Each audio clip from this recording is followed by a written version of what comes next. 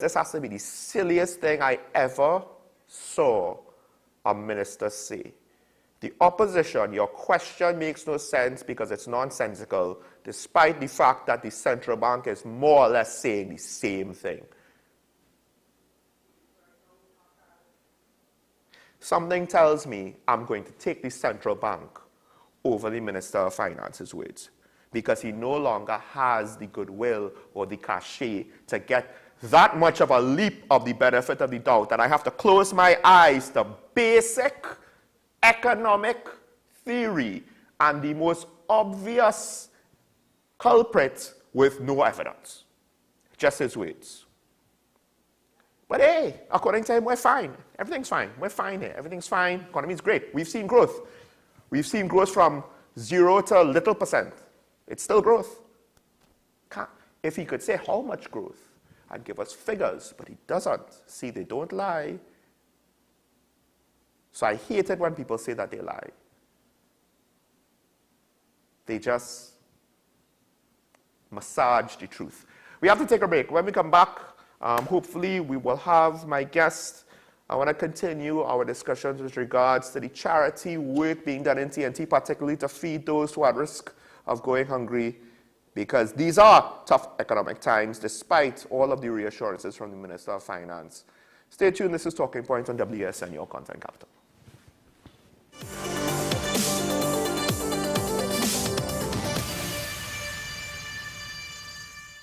Whether it's your family meet and eat or your own personal getaway retreat, a business trip, accommodation, or a couple's celebration, the Cocoa Reef Resort and Spa has room for you. There's always sumptuous, delicious cuisine and the gym and tennis court for a good workout routine. Then relax by the pool or on the private beach, or just head to the spa. It's also within reach. The Cocoa Reef Resort and Spa, Tobago's best beach resort. For reservations, call 639-8571 or check our website.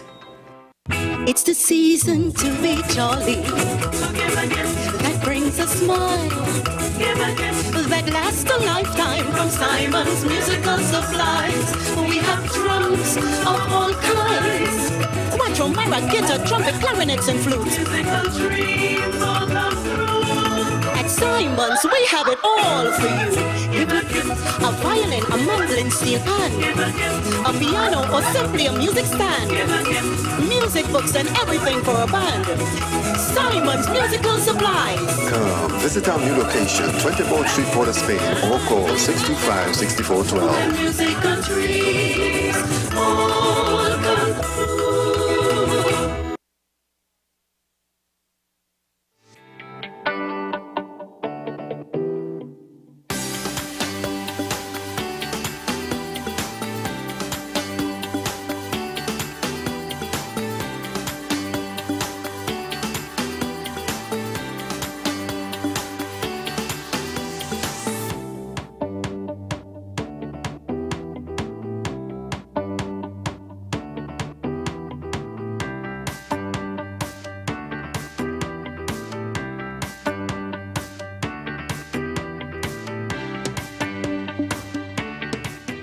Let the Home Store turn your house into a home you love. We offer household items, lawn and garden, paint center, hardware, plumbing, lighting and electrical, toys and storage solutions. And just for you this Christmas, come check us out for great gift ideas and all your Christmas decorations. 5 convenient locations: 6th Avenue Barataria, The Falls at West Mall, Pennywise Plaza Shoguanas, C3 Center Branch and the Christmas Store C3 San Fernando. Check out our Facebook page for more information and come visit us today. The Home Store. Turn your house into a home you love.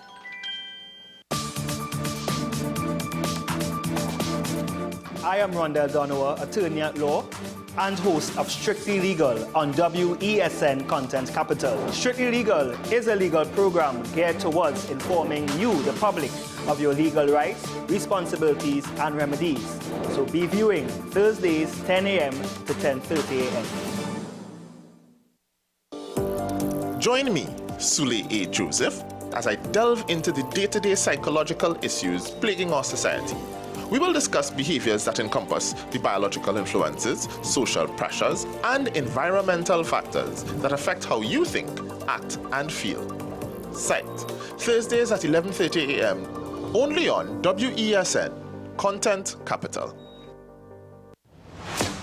Is it politics? What is it? Is it that nobody cares about sports? The kind of support that sport used to get in the past is no longer here. The thing is, taking a knee doesn't mean that that's the only thing you're doing on it. Right. Taking a knee along with other stuff. Samantha, what are you looking forward to when you return home to Trinidad and Tobago after winning the title? Thank you very much for speaking it into existence. Is there no pressure on Nicholas Paul? It makes me more motivated to work hard and to go out there and rep the red, white and black. Why are we sending a team to the Winter Olympics? There are a number of Trinbagonians who are in the diaspora and have grown up in winter sport. It's an opportunity that the Trinidad and Tobago Olympic Committee will not close the door on. I also believe in the players that we have. Once you can motivate the players, you can get the best out of them.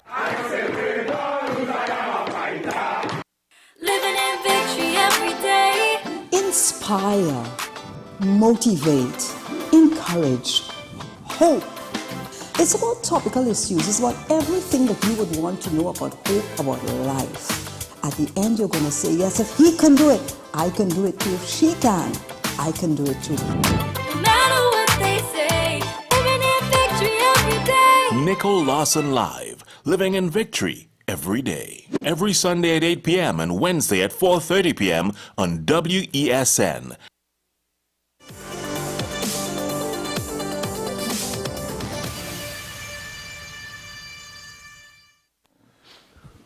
Well, folks, switching gears just a little bit, of course, the economy is always going to be a big thing. And as pointed out yesterday, the economy is a big thing for just about every country around the world. As the international shocks continue to hit and reverberate and make its way down here to TNT, one of the issues, the sub-issues with regards to that is, in On Talking Point, we've decided to highlight is the fact that we're underestimating how much problems some of our citizens are in. And one of them, especially when things that isn't getting spoken about enough, just across the board, in my opinion, is with regards to people going hungry in TNT. Now, to speak with me about that and other, well, poverty issues or problems or concerns in TNT, I have with me Brent Hector from Is There Not a Cause, an organization that has multiple programs that's ongoing all now. Thank you, Mr. Hector, for coming and speaking to me. Thank you, Sean, for having me. Good morning, everyone. Good morning, TNT. So I'm from a group organization called Is There Not a Cause, or ITNAC, right, for short. So ITNAC has been in existence for about 20 years. It was founded by my sister Avenel, but there's a whole engine behind. It's a purely volunteer organization. So over the years, we were very fortunate to have a lot of people volunteering. Part of our tagline is transforming, right? Partnering. So our really approach and strategy is partnering to make and transforming one life at a time. So what you have always done is really worked with other organizations. We have become very skilled at executing, being first response. So we do the first response for when there is a disaster, whether it's in Trinidad, Haiti, Dominica, Grenada, Sri Lanka. We went to Kenya, India, the US, anywhere in the Caribbean. So that is for emergency response. We also have a social and humanitarian, which is more is what you were saying. So that, so right now in particular, December is normally a very busy time for us. Yes. Because we always tend to have huge food drives. We do what you call caravans. Christmas Day we go out, right? We go out to community for about 10 years straight, minus only COVID years, I think.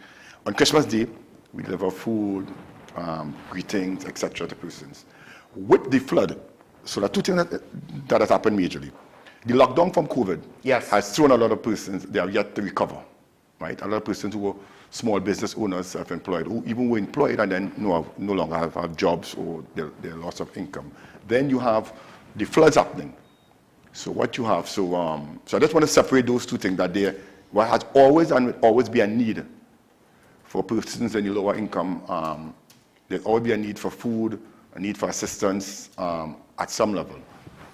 In this particular season, with the floods and the threat of even more rain, we have even a greater, the need is even greater, right? And both for food, so we're imparting a lot of, not only ITNAC, plenty of folks were giving what you call In a disaster, you have early response, right?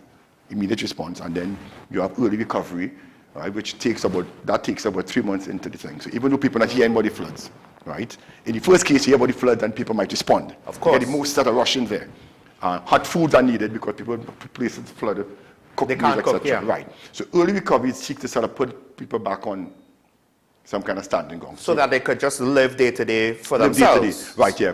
And you would assess, normally you would assess by vulnerability, so that every disaster don't affect everyone the same way, right? So therefore, to get back on the feet would be different intervention strategies. However, every disaster will always affect the most vulnerable the most. Of get the course. biggest. Okay, both on the impact and the ability to recover. Well, Yeah. one thing I want to focus on is with that recovery, because that's one of the things we talk about food, that we're concerned about, right? It was already bad. Yeah. Then we had the floods recently, yes. and multiple rounds of flooding over the year. So at yeah. least 2 or 3 times farmers were affected. Yeah. We don't really hear about it much. How bad is the risk of basically hunger and starvation for those at the lowest or at the most vulnerable point? Okay, so let me make it clear to persons. There's a difference between broke and poor. Right. Right. 2 days before payday, you're broke. You say you're broke, right? Poverty is a bit long term, right? Broke is you pull your fridge and you're feeling to eat what's in your refrigerator. Poverty, there is nothing in the refrigerator. Right. Okay, and there are a lot of persons that are under that poverty line. Now, I'm not saying that the temporary persons who are broke for whatever reason, be it whether you plan bad, spend bad, or you just happen to fall on bad times, but you're employable, etc. So you still need assistance, and that is okay, and that was highlighted during COVID lockdown. Yes. Right, because people would normally not come for assistance, had to reach out, and we had to make sure we provide foods and meal. The same thing happened with the flood, but the poverty line now, there are quite a few people who are struggling to make it day to day. And then you have the class of persons, so you would know that, you would see them. They live in, you don't see that highlighted, okay? But you see people living in very abject poverty, and when a flood hits, then you realize, wait a minute, you can't bring those people back to where they were. You have to bring them up here, because where they were was already substandard. So right, so what you're saying is not only do you have to try to help people recover, but there will be a significant amount of people where the mission is going to be even beyond that. And yes, way beyond that you're going to have. So that person, like for instance, getting 1 meal a day is a challenge. Okay, or much less for a variety of meals that may be healthier. Right. It would be a challenge, right? As opposed to you eat what you get. And that is a challenge. And with the increase in food prices and increase in gas prices, if a family has 3 children going to school, 2 parents going to work, transportation has gone up, food prices has gone up, right? So a lot of people have been tethering on the edge, right? And those are the people that you would not think so. They would dress, they may even have a car, driving, paying, and they might barely make rent. But when they're done, literally people reach out and say what's going on. I may not fit the category of what you think the thousands and thousands of people who are already below the poverty line. But in reality, there are a lot more persons that we give assistance to that off the bat you wouldn't think that might need assistance. And is that, because I know that happened, a lot of that you saw because of COVID and out of COVID. Is that still happening? Is there significant? Yeah. And it is people who might have lost their jobs, they have skills, right? They are employable, but for whatever reason, they can't get a job. Is unemployment still a major issue, a large scope issue? To our extent, there's both unemployment and underemployment, right? Unfortunately, we did something that was lovely at 9 Story to address this. We did a pod, entrepreneurial development sort of something, where we actually sponsored persons to become self-employed with an initiative to be an entrepreneur, right? We call them pods, right? So you have a business, you want some kind of idea. We actually gave you funds and resources to help you get started, to help you climb out of that. But you know that would take a time. Right? So as simple as a hamper like for this Christmas. So Avnal isn't here. Avnal trying to take some vacation. She's in the UK, but she's busy as hell. But she did one of the things she told me when she was on. She still is always on, right? On the chat. She's working on vacation. Yeah, we are trying to get off the chat, but she's busy because that's where her heart is, and it's not. Now it's unfortunately like. And she didn't want to go because of the floods, generally, because it came up. But so then you all have to force her. We had to force because someone bought the ticket, a friend's bought the ticket for her family, so she had to go. It wasn't. If it was her ticket, she might have postponed. And but what happened was, she said something, and she said that this year was a hard year, Brent. and I want to give people a good Christmas, right? And she's adamant she wants to give people a good Christmas. So for instance, every year we do a food drive in Palo Seco, right? So we're going to Palo Seco on Tuesday, I believe, with 170 hampers, right? Now that's Palo Seco normally, right? And throughout the Christmas drive, we may give away between 200 to 300 additional hampers, right? Because of the floods, right? We probably might want to do twice as many hampers. Yeah, so we ready now.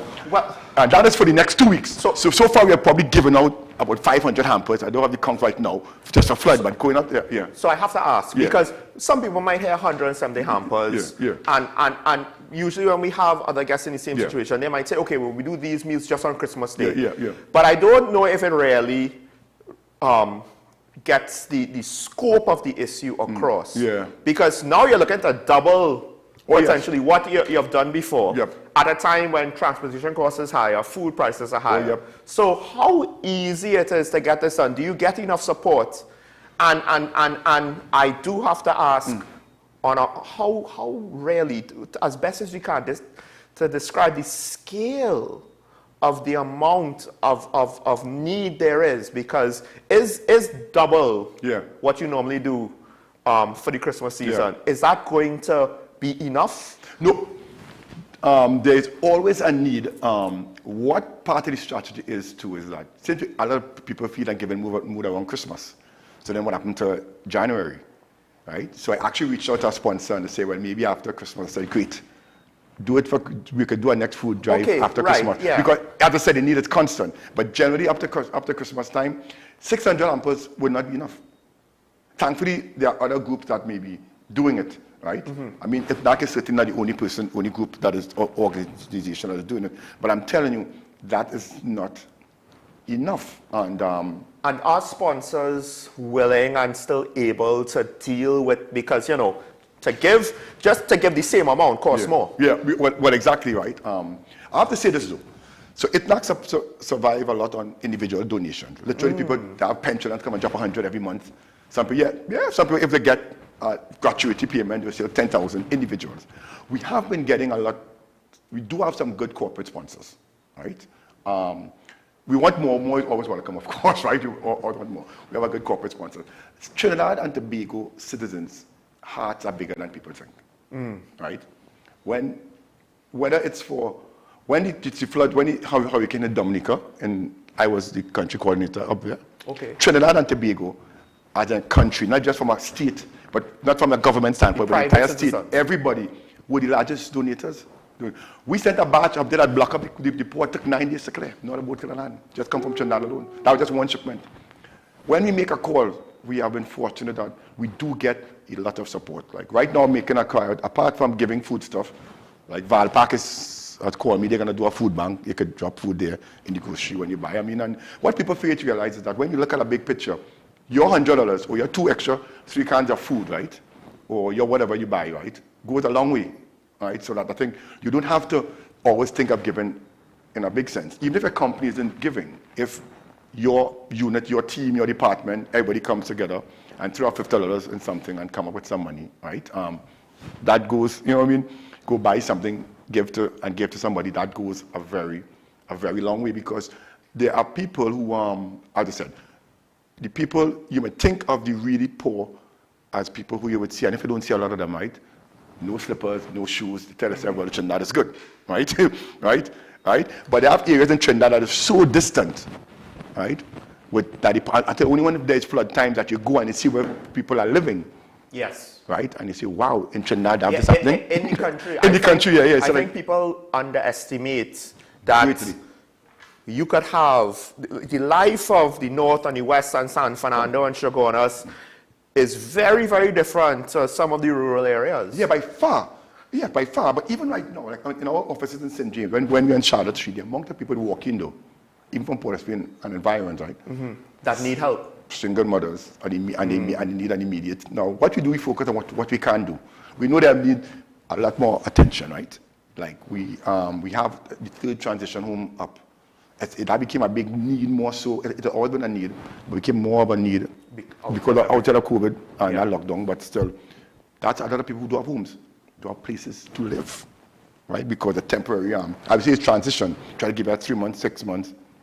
They get because people go under, anybody can hit a hard time, right? Yeah. Yeah, but and then there are people who put a long, hard time. So that we give what we do, our intervention, how we can. Hot meals, we give, I said, we try to do as many hampers per month, as well as walk-in. So even if you were to, you could call and say, I know these 2 families. Well, I need a couple of families. Can you help them? We could give you a basic hamper. You could say, okay, yeah, what? Look, $2,000. Could you guys put together a hamper? We'd put whatever we have there from other donations, and you could say, sure, we can execute on your behalf. That being said, I'm putting a plug. We do need manpower, right? Because we do need physical people here. It's not just about food. It's also about time to get a lot of this work done. To pack 300 hampers or 600 hampers requires time. Yeah. To sort clothes and help go distribute requires. Just quickly before we end, with regards to clothing, I think that's also something that might be overlooked as well. How much is that of a need? Could it be that you just need a few articles of clothing per person just to get them by? Or? No, we need clothing. My only plug with clothing is that do not send what you won't wear. What you won't wear? Yeah, what you're going to throw away, and if it's because it's unwearable, don't send it. And that's the problem. That's why you need a lot of sorters. Right. So, as in, if it's like old and getting worn. Yeah. But that's when, now, clothes, people always need clothing. Yeah. And there's a physical need to actually sort them. But it was like an ugly t-shirt that I never wore. No, it's not ugly. Send the ugly t-shirt. Send the ugly t-shirt. What's in good condition? What's in good condition? But to get at, like for instance, we had one I think Amplia came with some folks and helped us do a sorting one day, because you really need people to go to help, so and also to pack a set, to pack hampers. Imagine if we fill this room. I'm saying we wanted to put 100 hampers out, right? And each hamper had 50 different items. You have to have an assembly line. You need so that you could reach out to ITNAC on Facebook, on IG. Is there a call to ITNAC Trinidad? You can call 491 help. They can get that. We are doing that. Just a quick plug on what you're doing for the flood, and outside of food as well. We will be doing what you call an appliance, called a buying party. We're working with, thankfully, with Flow. We did it for the Greenvale floods. Okay, yes. Right? Yes. We did for the Greenvale flood before. We're doing it now. CWC Flow, I think that Columbus, I guess that's their name now, is actually, in this particular instance, they have donated funds, and we're going to do people affected by floods. Instead of going on and asking what you want, etc., we say you come to Furniture House, right? That's on Eastern Main Road, and you have up to $5,000. If it's even if you could have $2,000 and put to something and spend $7,000, but you're giving up to $5,000, and you pick whatever you want. Right. Yes, exactly. Right. Okay. So we're not going to tell you, do you want this, and somebody go to the problem, and maybe that will know. You pick whatever is valuable to you. Right. What you think immediate to you. What you need right now. Yeah, what you need right now. So therefore, as I said, people are at different levels. You may have gotten $5,000 and you want to replace back the bed that you had or the particular stove that you have, especially Christmas time where people may be working. Home is a business, so that they may bake. Especially, yes. Right, they may bake. Yeah. They may need to show like an oven or a proper stove might be something valuable to them. And the irony, of course, is that will be needed to service the customers to try and get to get back to well. It goes back to trying to feed people. Yeah. The other end, what we look at next year is that as we did with the floods, we did some of the chambers some years ago, is that a focus to get back entrepreneurs back in business. Yes. Because people who had work from home businesses like hairdresser, food business, etc., if that was destroyed in the flood, then the loss of livelihood is something that to look at. So we're heading towards the early recovery. This Christmas, give everybody a nice Christmas, food, hampers, hot meals, ham, etc., as best as possible to see what the year then, at least end the year decently, and we deal with it for the new year. And I mean, that's the other thing too, not having a good Christmas, that and all the morale boost of having somebody helping you. And I just want to reiterate, as we have to close, we're more or less very out of time, but for food, for clothing, for manpower, you're not saying that everybody has to move mountains. Yes. If everybody does just a little bit, it adds up. Exactly. And would you say that a little bit on a regular basis is very valuable? On a regular basis. I mean, if you get 1,000 people giving $100 a month. Yeah. Right? Or you get 2,000 people giving $100 a month. Or if 10,000 people gave $10 a month. $10 a month, whatever the case may be, whatever. If you pick up some canned goods extra when you make your groceries. Right? If you give us 2 or 3 hours a month to come and volunteer and say, let's do something, let me go and deliver some hoop. Like we're doing cleaning for the floods. Like, so we need that, we see manpower. Some people need help to clean out. You know, overwhelmed, you don't know where to start. You go and they provide some hoop, just help somebody clean out. So those are the things that ITNAC does. Well, folks, I mean, just a quick glance at their website, I saw they had a list of programs. I suggest you check them out. Is there not a cause? Check out their website, and on social media, they are just one group doing the good work, trying to get people falling through the cracks, but unfortunately, this is all the time we have for this segment. Again, Mr. Hector, I'd like to thank you for coming on, and of course, thank all of those in your organization for all the work that you do. Okay. And hopefully, we'll be able to continue having this exactly. discussion on an ongoing basis. Of course. Thanks for having me. Folks, we take a break. When we come back, I'm just going to weigh in on yesterday's Commissioner of Inquiry testimony and what I think is the real key that we found out yesterday. Stay tuned. This is Talking About WESN, your content capital.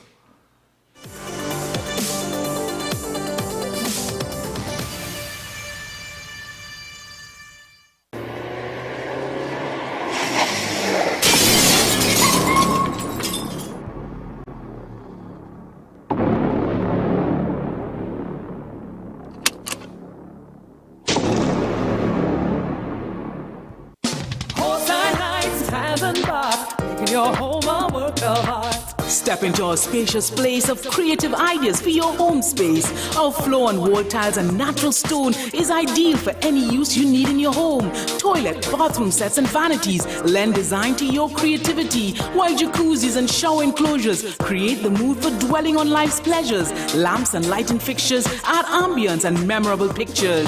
Horseline lights, tiles and bath, making your home a work of art. Olsen's Industrial Complex, Union Road, Marabella.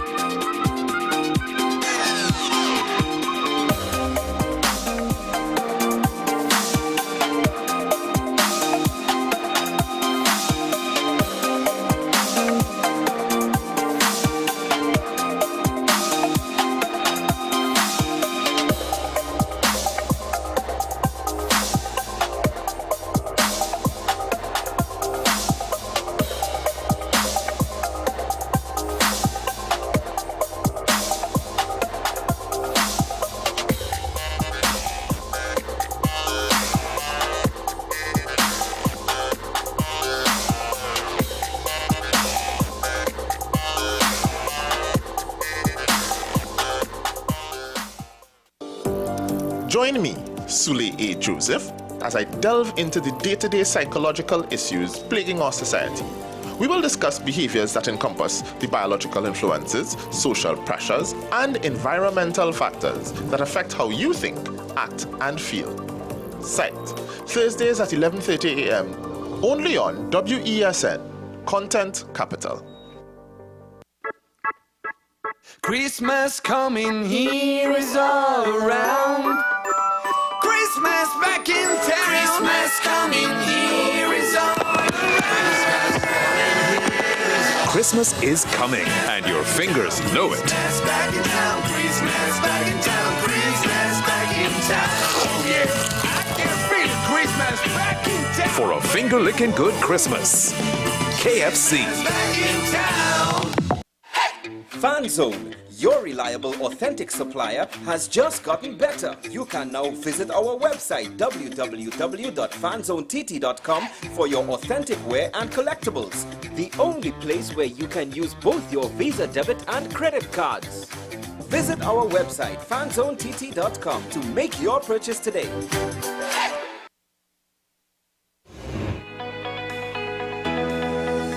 Talking to Dr. Michelle Khan. She's a health and wellness coach. What your practice entails, what it means to be a health coach, what kind of patients do you see, and what does this practice involve?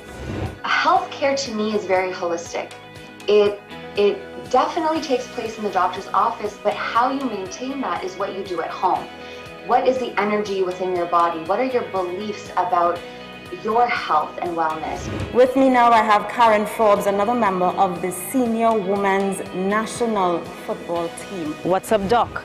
Tuesdays and Thursdays here on WESN, Content Capital. Every word, every line, every paragraph depicts a real moment in someone's life. A father, a sister, a mother, a brother. We We at Newsday are dedicated to you, the people, and through independent, unwavering journalism, strive to always bring your stories to life. Because your stories are more than just words. Newsday, independent and credible.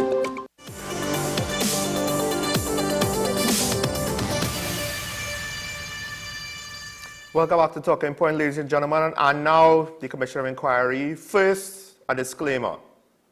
I do not watch the streams or the videos because I am trying not to be so upset because of it. I reached my breaking point, I could say, back when Mr. Boudram gave his testimony. I've yet to necessarily hear anything to really invalidate some of the implications of his testimony. I won't say his claims, but I'll say the implications of his testimony. But I generally don't watch it. So if I make any errors, if I'm misunderstanding anything, because mostly it's from the reports, I have heard or seen a little bit of yesterday's testimony. But if I make a mistake, feel free to correct me. I have no problem with this. If I'm wrong on a factual basis, that's okay. I'm willing to take that correction. With that said, two things. I believe what's getting a lot of press is the fact that the King's Counsel more or less asked one of the witnesses from Paria, I don't have her name offhand. Technical lead Catherine Balkisoon. He asked her, would you have made that call if it was your family member? And it upsetted the witness. And I understand that. I really do. And I do think that, and the chairman apologized for making her cry. But I do think, though, that the question, to some extent, was necessary. The technical aspect of the question with regards to how you make that determination. Because you're exploring all of the various parameters and possibilities. Maybe how he said it could have been better, it could have been phrased better, the tone could have been better, it could have been done more delicately. But we have to remember, we're not talking about who owes whom money, a personal dispute, anything like that. 4 men lost their lives. And right now, Paria is looking to put a lot of the blame on the employer, which includes one of the family members. So it's not that we have to be heartless.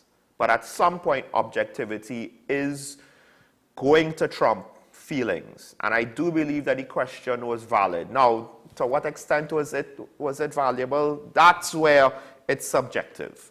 That's where we could now go into the realm of, did he really need to ask the question then how?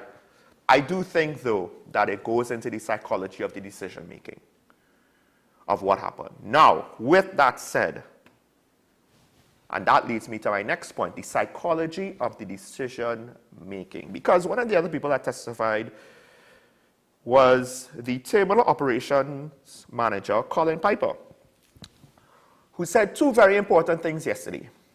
He said Paria did not possess the competency needed to review the scope of works presented to them by LMCS. We would look for obvious operational risk, but wouldn't be able to identify specialized risks. We are not expert, Paria, in these types of jobs. Paria is not the expert, but we thought we had a company that had the expertise. Okay, cool. You're not the expert. You could get obvious operational risks. I would think that a Delta P scenario in a pipeline would be an obvious risk, but maybe I'm wrong. You won't be able to identify specialized risks. So he's basically saying he's divesting responsibility, because I do believe that Ms. Balkisoon said, well, Paria didn't have a plan. And now Mr. Piper is saying, well, it's not for us to get a plan. They were hired with the expectation that they would have a plan. Don't mind that you, as the person awarding the contract, I would argue, given with something the stakes so high, should have oversight over the person you award the contract to. That includes saying, we're awarding this contract, what's your plan as part of the terms and conditions of the contract? Shouldn't you at least ask? Because it's not as though, well, you're in breach of the contract so we could sue you. Lives are at stake here. The consequences is a different level. This is not just corporate negotiations. Then he goes on to say, asked by Maraj, Lawrence, I believe the Commission Inquiry Attorney Maraj. On what basis did Piper make the decision to stop rescue attempts? Piper said it was on the basis of his 45 years in the marine industry. So you don't have the expertise to deal with these situations. You don't have the expertise to make a rescue plan. You're putting the responsibility all on LMCS. But then you take it upon yourself to say, nah, you can't go forward with the rescue, based on my experience and my knowledge. Because he got warnings.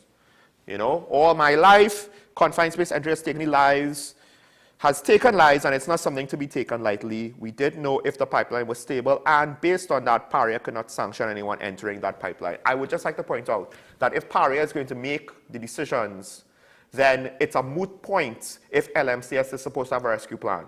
Because on that basis alone, regardless of whether or not LMCS had a rescue plan, LMCS would not be authorized to go in. And I'm pretty sure LMCS would not have been in position to make assessments on the length and breadth of the situation of the pipe, of all of the involved infrastructure and machinery that PARIA is under control of that situation. I don't think LMCS would have been in a position to make that assessment. One could argue PARIA was, but then if PARIA is making the assessment, then shouldn't PARIA have the responsibility for a rescue plan? So who has the responsibility? And again, why did you pick someone that didn't have a rescue plan? Why didn't you ask, hey, you're doing this job, you have a rescue plan? You're accounting for it? You're not the expert. But you have 45 years of experience and dealt in confined space entry based on warnings that were given. Listen, airlines get warnings about issues on planes all the time. That does not make them experts. They still have firefighters in case of an emergency. You wear a suit and tie, you're a corporate officer. You're the terminal operations manager who claims he doesn't have the expertise. Why does your opinion matter? Now, if you were given advice from a rescue expert, not a diving expert, not an industry certified diver, that might be somewhat relevant, but by a rescue expert. Therein lies, so that's my two problems. First, I don't even know if we have anybody with qualifications for rescue operations and managing rescue operations, planning rescue operations, implementing and executing rescue operations. We have certified divers that could do industrial and commercial work. That's not the same thing. That's not the same thing. And you need to have rescue experts because then they have a better idea how to assess risks in rescue operations. Not assess risk based on commercial parameters and industrial parameters. That's day-to-day stuff. Because usually, not fixing a machinery is not going to cause the life of 4 people. You know, we don't fix the machine, then the line goes down for a day. Okay, fine. We don't want to put the production line over the health and safety of people. I get that. But we're talking about if we don't rescue, 4 people die. But the other thing is, Mr. Piper, like the minister, essentially contradicts himself. And these are the, I'm not saying that this is a smoking gun and it's an indictment of PARIA, but his words don't make sense. I need further clarification. Are you an expert or not? Do you have someone advising you or not? Is LMCS responsible for the rescue effort or not? Because right now, you are the final say, that means you're responsible. If you took that upon yourself, that means you're responsible because you made the call. So you could put all of the blame for the accident on LMCS you want. My concern is with the rescue effort because one man made it out. He claimed that another man was about 40 to 100 feet behind him, and then there were 3 more men at an unknown distance beyond that, but we didn't even see any effort to try to even explore the situation. 4 men died in one of the most brutal ways that I have ever heard of in this country. There's a part of me that does not mind if somebody from Paria cries on the stand. You will get over your tears eventually. A lot sooner than the family members will get over the deaths of their loved one. A lot sooner than Mr. Boutram will get over his survivor's guilt. This is serious business. Because we don't want this to happen again. Isn't that the point? Or some people too concerned about keeping their job that they're forgetting to do their job. Let's take a break. When we come back, open up the phone lines. I'm sure there's some people who want to tell me I'm completely wrong. That's fine. But you need to explain to me directly how I'm wrong and not just throw things out there. Because I will admit, I'm not going to have all the facts. But oh gosh, come with something directly related to what I'm saying. Or bring up anything else. I have no problem with that. There are more things going on in this country, but we have to break for news now. I'm way over time. This is John Michael Small. Stay tuned for news on the Onyx.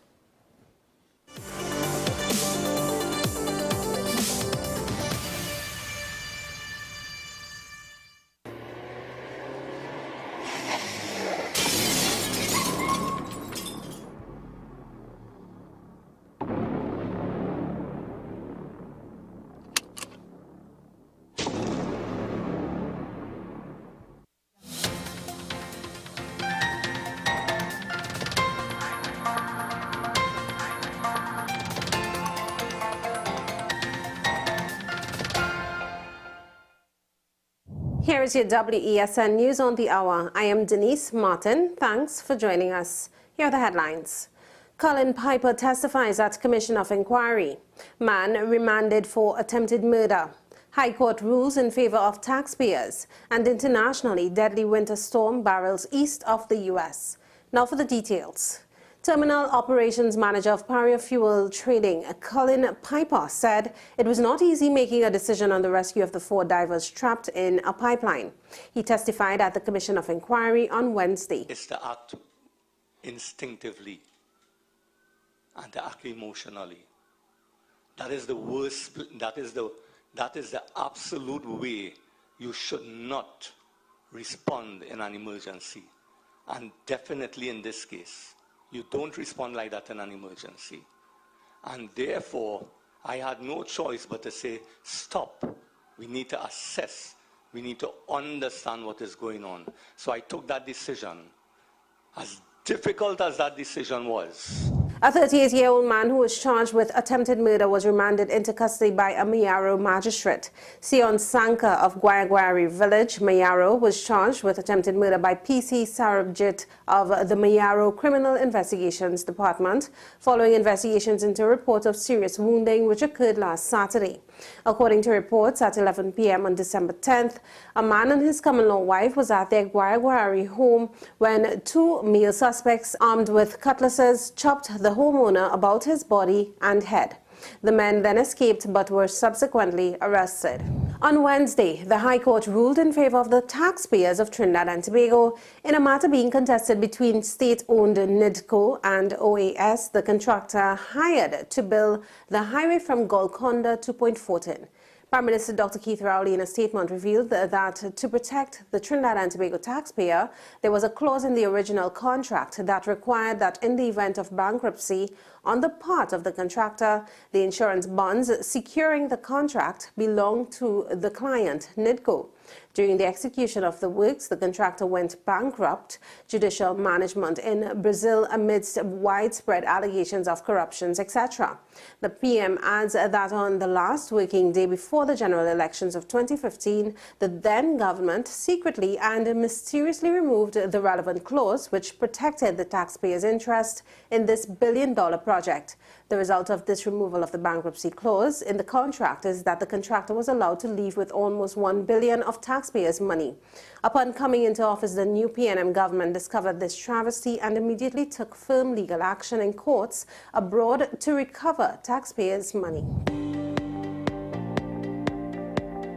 In international news now, at least 3 people have died as a powerful winter storm moves east across the U.S., spawning tornadoes in southern states and coating others in snow. A young boy and his mother were killed in Louisiana when their home was destroyed by a tornado. The huge storm also brought blizzard-like conditions to the Midwest, with roads and schools closed and some areas reporting 4 feet of snow. Around 3,300 flights have been delayed and over 150 more cancelled. Well, that was your news to the hour on WESN. I am Denise Martin. Thanks for watching.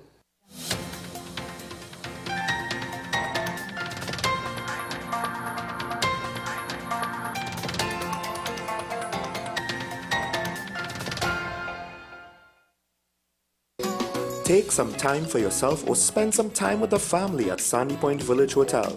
Enjoy our various studio and suite apartments, self-contained with their own kitchenettes and Wi-Fi.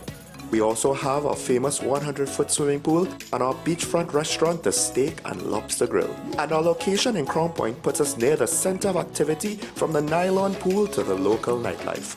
Call us and make your reservations at 639-8533, 389-2378, or email us at sandypointvillagehotel@gmail.com.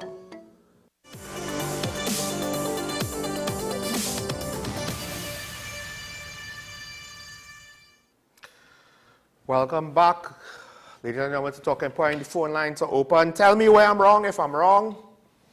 Let's have a conversation. On my take, we have a caller from Diego Martin. Good morning, caller. Hi, Sean. Good morning. Thank you. Let it not be said that I am the last caller with a big long Hi, thing. morning. Yes, so, Sean, yes. I'm doing If like you could just raise your political volume, and caller. fact-checking myself. Because on Tuesday, I said the government is spending $126 million on child protection. But that figure was in my head since last year. That was the figure just to appoint the task force. $126 million, which is outrageous. So this task force paid visits to homes, reviewed the reports of abuse and everything in the homes, right? They made suggestions, etc. Now the actual amount to be spent on implementing the initiatives is $7.5 million. They only approved that in December, 1 year after getting the report. The government says they are committed to finding solutions to the myriad of social issues faced by the population, child abuse being one of the most critical, as it involves our children who in many instances have little or no voice. The Gender Affairs Minister says they've already started implementing a registry to identify children and their residences.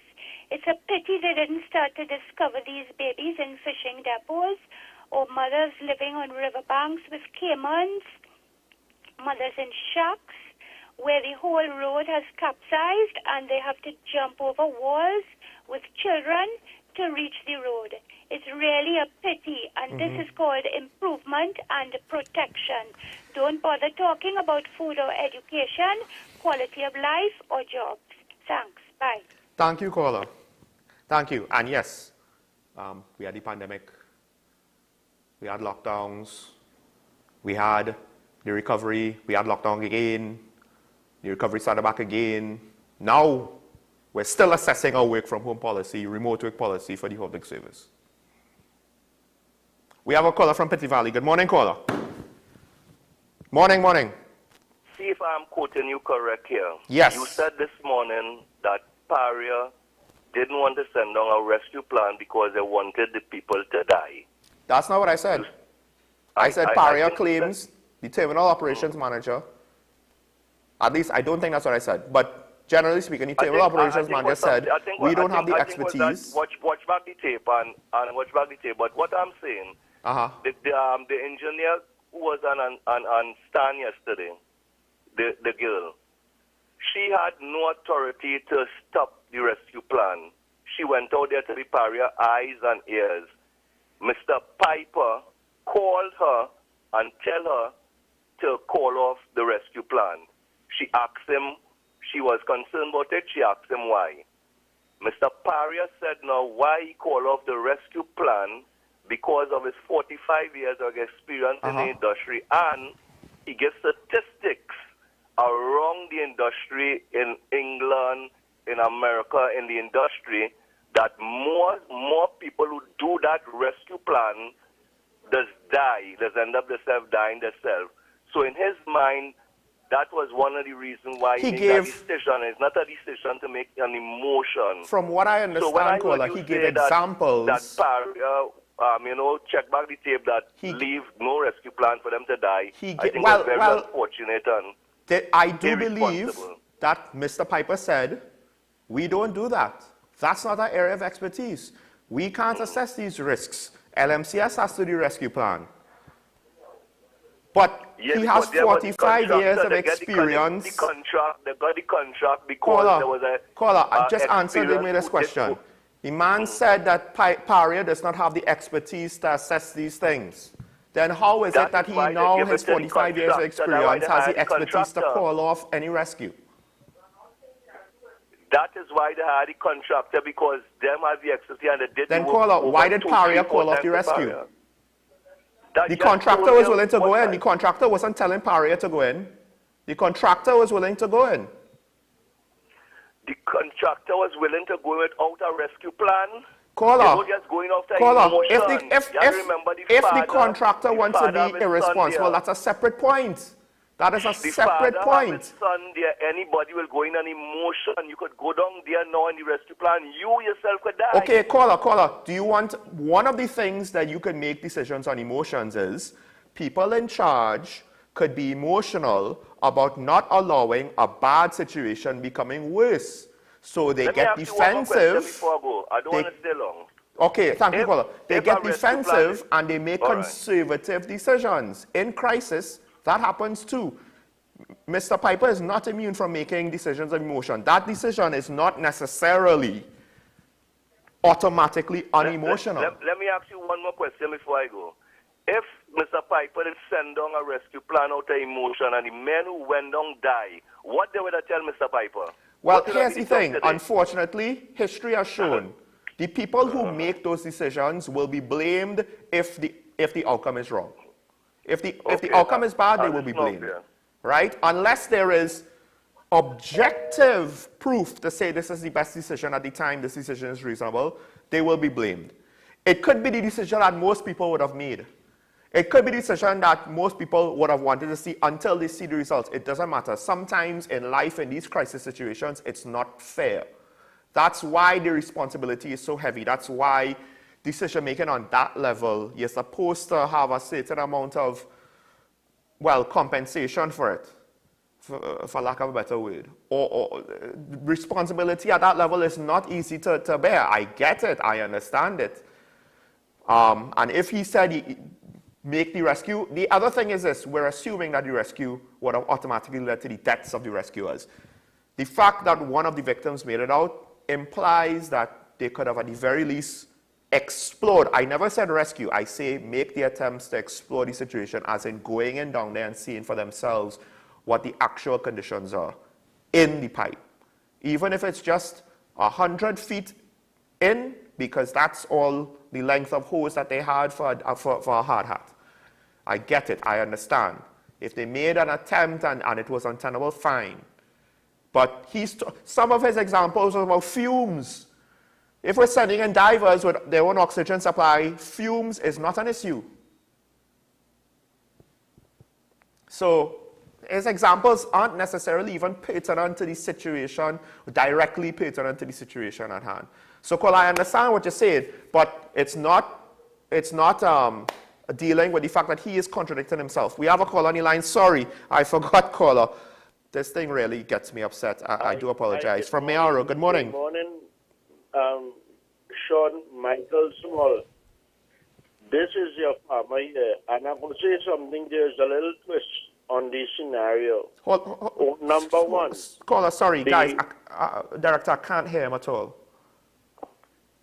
Hello? Yes, hi. Are you hearing me? Yes, I'm hearing you now. Right.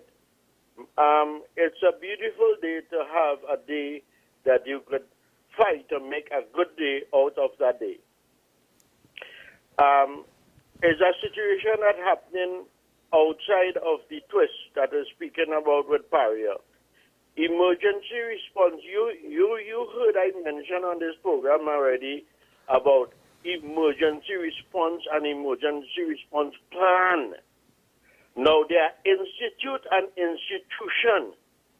And what we fail to understand, there are guidance underneath OSHA, there are guidance underneath the NFPA, there are guidance underneath the search and rescue procedures that guide we. I work in the industry for years. So the problem is that we are not equipping ourselves to handle the risk assessment hazards. So Piper has a problem with dealing with full-scale event because the resources is not there for him. But he's the chain of command. So stick a pin on that right there. Okay. Rio Claro, Mayaro, the county of Rio Claro, Mayaro has a sewer problem now. None of the trucks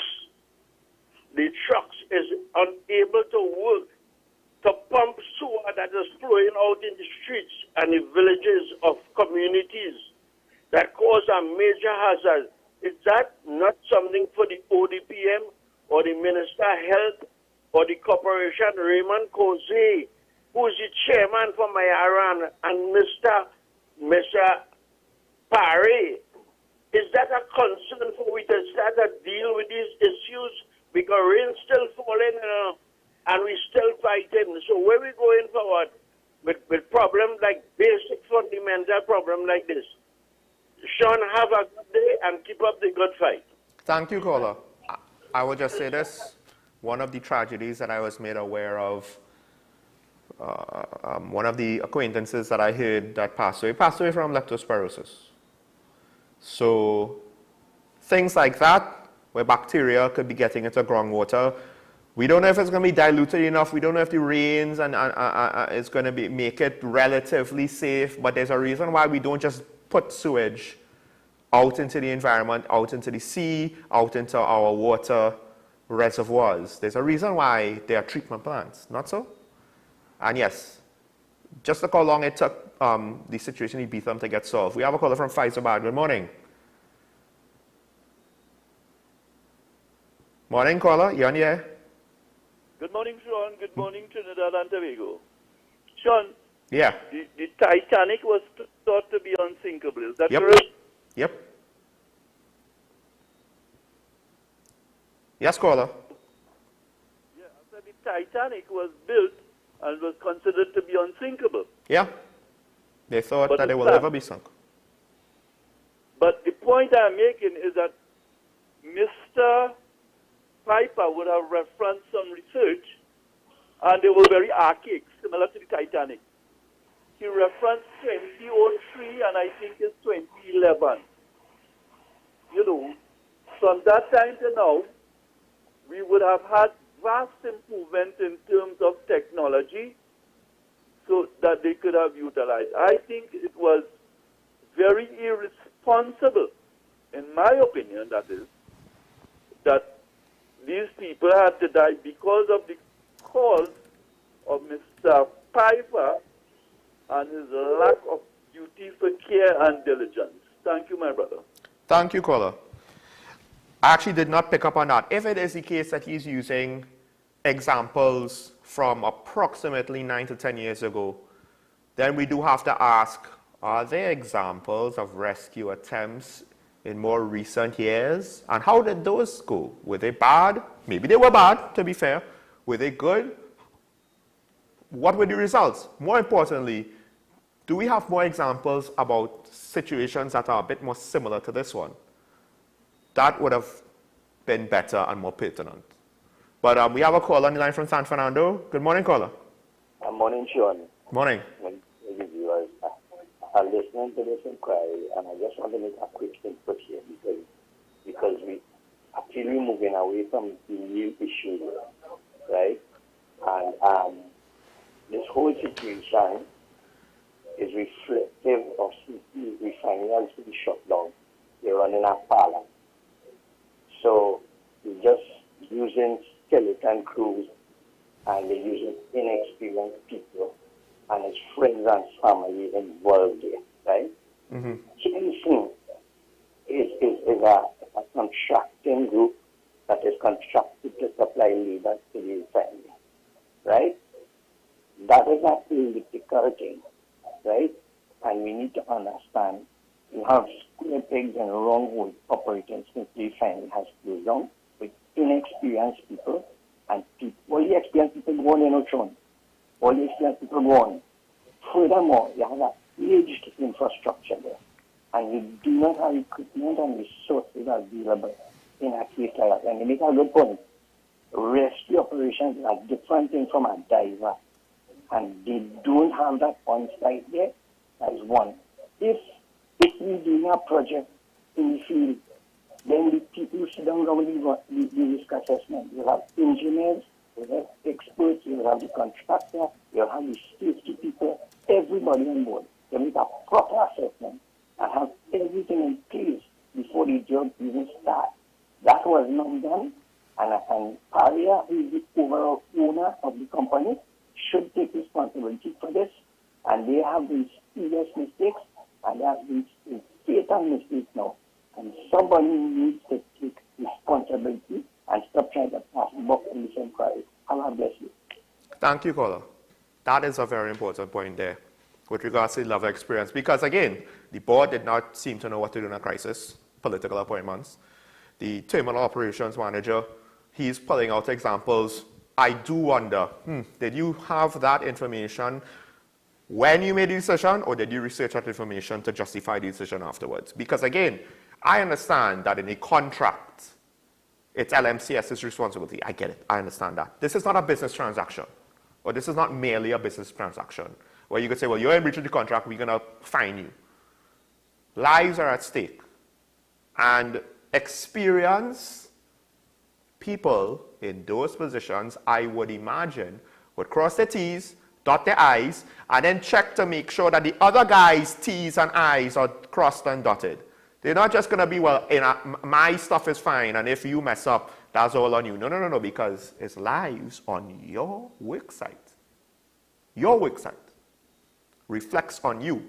Sometimes you could do everything right, and it could still reflect badly on you. Experienced people know this.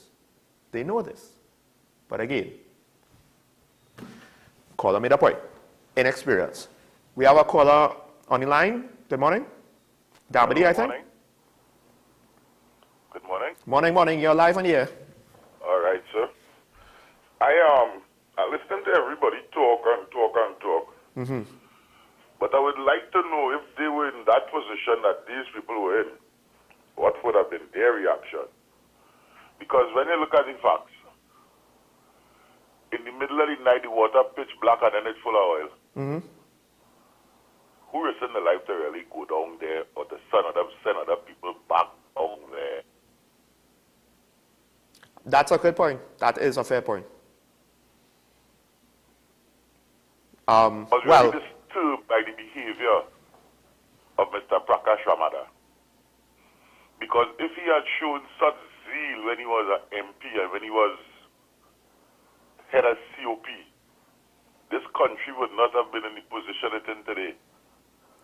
And when he asked the girl to name the 4 divers, that was crass, uncouth, highly disrespectful for a man of his stature.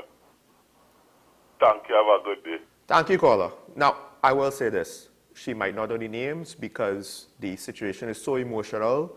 She's trying not to be involved. However, it could be interpreted that she does not know the names because the decisions that were made potentially were only making certain considerations. How do we limit the damage?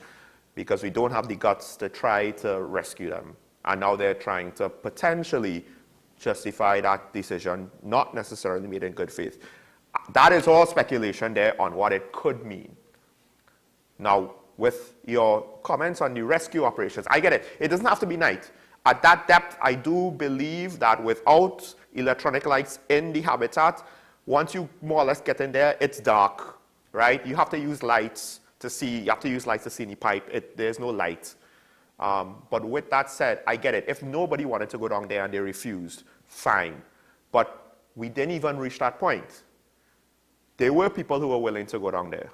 the people who are by contract responsible for carrying out, executing the rescue, right? They were blocked by PARIA.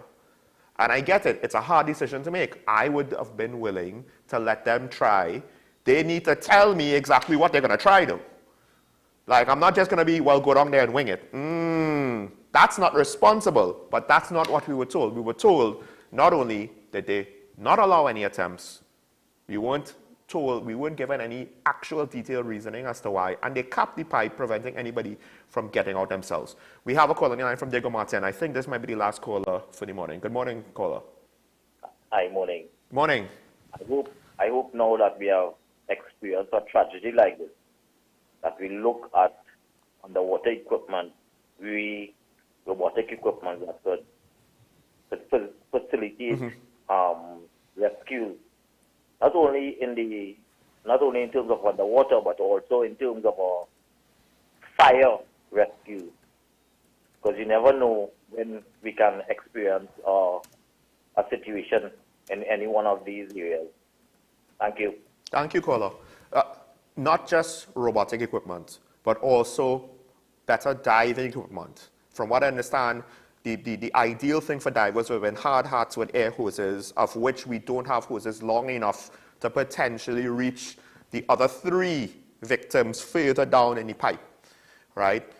That's one thing, but just water rescue. How many cargo ships, oil platforms, oil pipes, natural gas pipes, etc., how many resources and infrastructure do we have in the sea, under the sea, close enough to the sea? You would think water rescue and underwater rescue should at least be one of the things that we have some capability for. But I have not heard of any sort of marine rescue unit from any agency, anywhere, whether private, public, national security, Ministry of Health, Ministry of Energy, nothing. Where is the marine rescue professionals? Right? We assume that our Coast Guard has the capabilities of when we hear foreign Coast Guards. Let's not make that assumption. Our Coast Guard sometimes don't have enough gas to go out on patrol. That's why we got the Gamma variant from Latin America.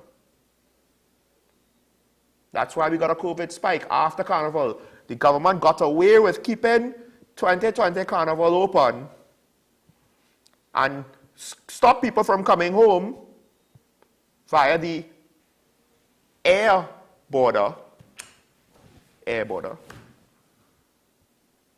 And yet, you know, there are no illegal immigrants coming in unknown to this country bringing in COVID. That did not happen. Their words, until the Gamma variant showed up, somehow, I'm pretty sure, somebody with the Gamma variant would have had to come from somewhere that isn't in here. But hey, at the end of the day, one can only be upset about the contradicting statements, the self-contradicting statements. And again, this is why the opposition, and I get it, I understand what the caller said. Should he have asked the questions about naming the 4 divers? Maybe not, but I will reiterate my words again. I don't necessarily like that Ms. Balkisun was made upset, but 4 men did die. So to some extent, I'm not going to be completely concerned about the feelings of anybody involved once we're getting to an objective truth. So maybe that question is a lot more subjective than the previous one. A lot more subjective. That I'm really unsure about. What is the point? The point is to prevent tragedy. The point is to improve the system. The point is to do better. Are we seeing that? Day to day, are we prepared for another tragedy? We're not prepared for another flood. We're not prepared for another shock to the price of food. We're not prepared for a drop in the price of natural gas. We're not prepared for these things. And again, I was getting to the point. This is why I kind of ignore the opposition. Because I don't criticize government based off of the whatever bubble nonsense they say on their Monday night platform or their Thursday night platform. Most of it is irrelevant.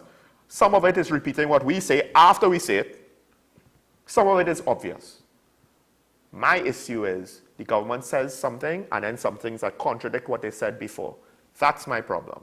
That's where I criticize them. That to me is objective. Where's the improvement?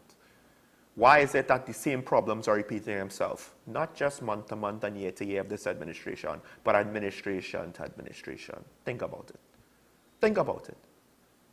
Some of the things we're seeing now mirrors or is similar, not exactly the same, to some of the things that we heard about in some of the previous administrations, in his predecessor. Anyway, folks, as Mayor said, today is a good day. Well, for what? To have a good day, we have to do whatever we can. If the government, if the opposition, if the politicians, they're not going to hold up to their end, don't make that an excuse to not hold up of our end. If you can't donate one can, one meal, as my co-host says, and finally, whether we like it or not, even the politicians are part of this country. We all in this together.